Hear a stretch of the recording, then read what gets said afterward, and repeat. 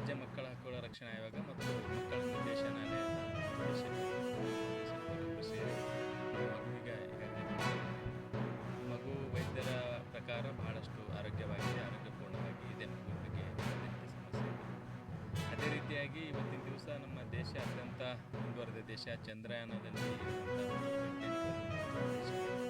ಇವತ್ತಿಗೂ ಆ ಥರದ ಒಂದು ಮೂಢನಂಬಿಕೆ ಆಚರಣೆ ನಡೀತಾ ಇದೆ ಅನ್ನೋದೇ ಒಂದು ಇಡೀ ನಾಗರಿಕ ಸಮಾಜ ತಲೆ ತೆಗೆಸ್ತಕ್ಕಂಥದ್ದು.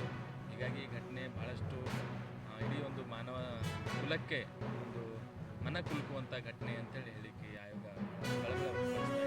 ಯಾಕೆಂದರೆ ಅಕ್ರಮವಾಗಿ ತೆಗೆದುಕೊಂಡಂಥ ಅದು ಒಂದು ಅಪರಾಧ.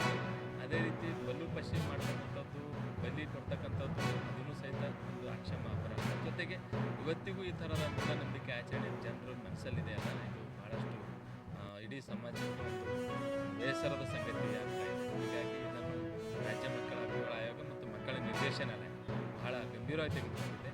ಈ ಎಲ್ಲ ಆಯಾಮಗಳನ್ನು ಬಹಳಷ್ಟು ಒಂದು ಗಂಭೀರವಾಗಿ ತೆಗೆದುಕೊಂಡು ಇದನ್ನು ನಾವು ರಾಜ್ಯ ಮಕ್ಕಳ ಹಕ್ಕುಗಳ ಆಯೋಗದಲ್ಲಿ ಸ್ವಯಂ ಪ್ರೇರಿತ ಪ್ರಕರಣ ಮಾಡ್ಕೊಳ್ತಾ ಇದ್ದೀವಿ.